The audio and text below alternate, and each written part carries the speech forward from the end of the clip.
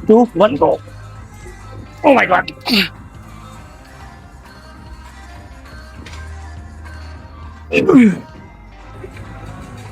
या कमजोर हो, स्टिल आपको ये वर्कआउट करना है कि ईगो लिफ्टिंग नहीं करनी है। स्ट्रैप्स का यूज नहीं करेंगे क्योंकि लाइट वेट है, लेकिन हम स्लो मोशन में जाएंगे।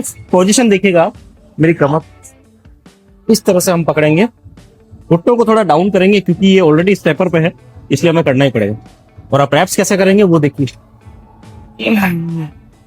1 स्लो मोशन में नीचे जाएंगे, as much as possible नीचे जाइए। 2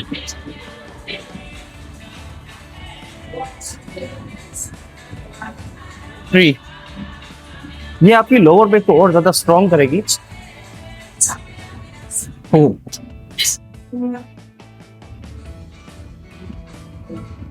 5 घुटनों को थोड़ा बेंड कर सकते हैं आप क्योंकि आप ऑलरेडी ऊपर है, स्टेपर पर है, लेकिन इसका ध्यान रखिए आपको नीचे स्लो में जाना है, लोअर बैक से कंट्रोल करते हुए।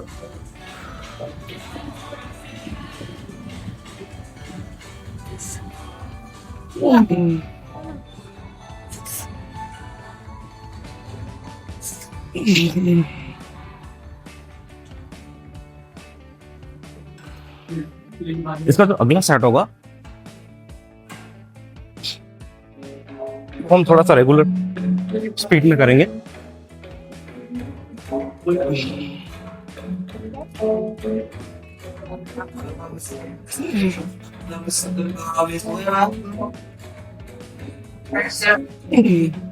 देखिए दिखने में जितनी इजी है और लाइट वेट लग रही है उतनी है नहीं, क्योंकि जो स्लो मोशन वो आपको बहुत परेशान करने वाला है, लेकिन लोअर बैक के लिए बहुत अच्छा है। 2-3 रेप्स और मारेंगे।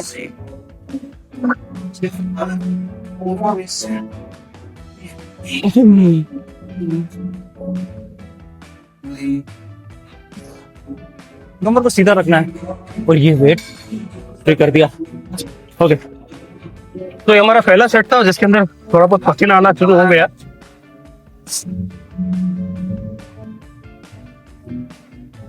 देखिए कंपाउंड मूवमेंट है, इनको स्किप ना करें, इंपॉर्टेंट होते हैं। अगर आप फैट लॉस भी कर रहे हो तो भी ये बहुत इंपॉर्टेंट है, और अगर आप मसल बिल्ड करना चाहते हो तो भी बहुत इंपॉर्टेंट है। आप पतले हो मोटे हो, 0 से स्टार्ट करना है, यानी कि आपको कम वेट से हमेशा शुरुआत करनी है। पोजीशन को मेंटेन करना है, उसके बाद में आप वर्कआउट कीजिए। अब हम करने वाले हमारा दूसरा सेट। ठीक है, अब हमारा दूसरा सेट करने वाले वर्किंग सेट होगा। हमने वेट को इंक्रीज कर दिया है। देखिए पोस्चर मेंटेन करना जरूरी, इसलिए आप वेट अगर ना ले तो चलेगा, लेकिन अब इसमें हम क्या करेंगे, जैसे कि अगर हम 15 रैप्स मारेंगे, अगर 15 रैप्स मारते हैं तो हमें मान के चलिए 10, तो ये हमारा दूसरा वर्किंग सेट हो चुका है। पसीना भी आ गया ठंड में, बट कोई बात नहीं, चलने दीजिए। इंक्रीज कर दिया है। अब हम बिना स्टेपर के मारेंगे क्योंकि ये वेट थोड़ा सा ज्यादा है। बेल्ट को लगा दीजिएगा, थोड़ी सी हेल्प करेगी। स्ट्रैप्स को आपके टाइट कर दीजिए, हालांकि मैं स्ट्रैप्स का सहारा शायद ही लूं या फिर ले ही लेते। चलो ठीक है, मैं आपको बताता हूँ स्ट्रैप्स का यूज कैसे करना है। डेफिनेटली आपको यहाँ बांधना है, और जो स्ट्रैप्स होंगे वो ये कुछ इस तरह से आपको लपेटने हैं, ऐसे हाथों में यहाँ आएंगे। ये वाला ध्यान से देखिएगा, कुछ इस तरीके से। इसके बाद आप अपने हाथों की पोजीशन को सेट कर लीजिए, ये आपके बाद का काम है। बेल्ट पेट के ऊपर आ रहा है, बट कोई बात नहीं, चलो ठीक है, मुझे लगता है दिक्कत करेगा। बेल्ट को एडजस्ट कर लेते हैं। अब हम हमारा सेट कर लेते हैं। ये हमारी स्ट्रेंथ ट्रेनिंग के लिए ही होगा, ठीक है। 3 2 3 2 1 गो। ओके,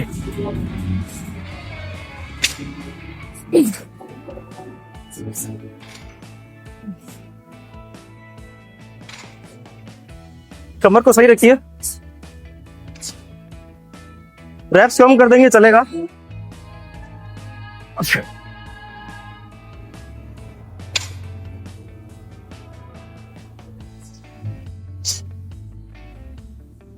दो और, वन मोर, स्लो में रख दीजिए। ओह, बेल्ट खोलने का बड़ा अच्छा तरीका बताता हूं मैं आपको। किसी भी ऐसी मशीन पर जाइए, यहाँ लॉक कीजिए और अपने आप को इसके अपोजिट करके। ओके, अब हमारा लास्ट सेट करने वाले हैं जो थोड़ा सा हेवी रहेगा। इसके रैप्स हम बहुत कम करेंगे और जितना बॉडी कहेगी उसी हिसाब से करेंगे। ऐसा नहीं है कि हम केवल वीडियो दिखाने के लिए करेंगे, क्योंकि इंजरी नहीं होनी चाहिए भाई, शट डाउन नहीं होना चाहिए आपका माइंड। साथ में आपको मसल माइंड कनेक्शन का भी सुनना है, जो आपको जवाब देता रहेगा कि आपकी बॉडी का क्या हाल चल रहा है इस वेट के अंदर। थोड़ा सा आपको कान के यहाँ पे ऐसा फील होगा जब आप उठाओगे। अक्सर मुझे होता है, ऐसा लगता है जैसे कान खुल गया हो। ये कुछ साइन होता है कि बॉडी के लिए वेट ज्यादा है, बट थोड़ा सा अपनी लिमिटेशन को पुश भी करना पड़ता है। ओके, तो हम क्या करेंगे, वही स्ट्रैप्स बांधेंगे। रैप्स जो भी निकले, 2, 4, 5 जितने भी हो, कोई बात नहीं, बट ज्यादा नहीं, because we are not power lifters. हम पावर लिफ्टिंग पे काम करते भी नहीं है। कमर को सही किया, पोजीशन को मेंटेन किया, रॉड को टाइट पकड़ा और 3, 2, 1 गो। ओह माय गॉड,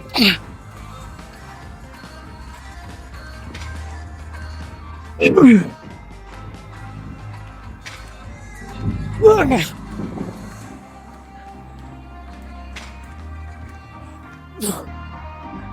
और,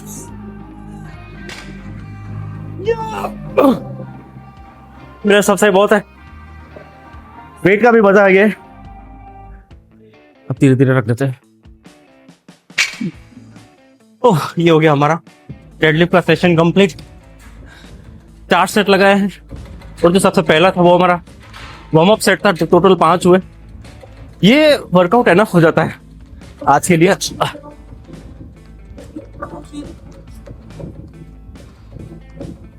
सॉरी, ठीक है, इस पे स्ट्रेचिंग क्या करेंगे मैं आपको वो भी बताऊंगा। आपको लोअर बैक के लिए स्ट्रेचिंग करनी जरूरी है। हैमस्ट्रिंग बहुत ज्यादा इंगेज होती है इसके अंदर, हैमस्ट्रिंग को भी आपको वो स्ट्रेच करना पड़ेगा। आई मीन दोनों को स्ट्रेच करना पड़ेगा। तो मैं आपको बताता हूँ कि कैसे करना है, स्ट्रेच करना है। इसके लिए हमें क्या करना है, देखिए नीचे देखिए, इस जगह की ऐसी पोजीशन पर जाइए, अपने जो पैरों की उंगलियां हैं, आई मीन जो आपका अपर पार्ट है, उसको इस तरह से रखिए ताकि आपका पीछे वाला जो हिस्सा है, ये वाला जो नीचे रहे, ये वाला नीचे रहे और ये पैर यूं रहे। इससे क्या होगा, आपकी हैमस्ट्रिंग पे लोड आएगा, आपकी लोअर बैक और ग्लूट्स को इंगेजमेंट मिलेगी स्ट्रेचिंग के लिए। ओके, और ये टारगेट हो जाएंगे हमारी स्ट्रेचिंग के लिए। तो हमें ये करना है, ऊपर कर लिए। अब पैरों को सीधा रखना है और जितना हो सके उतना नीचे जाना है, जितना हो सके उतना। ओके, पैरों को बेंड नहीं करना है, पैरों को सीधा करना है। ये हमारी हैमस्ट्रिंग, ग्लूट्स और लोअर बैक इंगेज हो रही है। इसको हमें तकरीबन 35-40 सेकंड के लिए होल्ड करना है। जैसे हमारी काफ मसल भी कहीं ना कहीं स्ट्रेच हो रही है, जो कि अच्छी बात है। बस इस तरह से हमें करना है, पैरों को सीधा और जितना हो सके उतना नीचे, हाथों को सीधा। ये आपकी स्ट्रेचिंग को भी दर्शाता है कि आपकी बॉडी कितनी फ्लेक्सिबल है, और ये एक इंपॉर्टेंट पार्ट है, इसको आप नजरअंदाज ना करें। ओके, तो ये हो गया।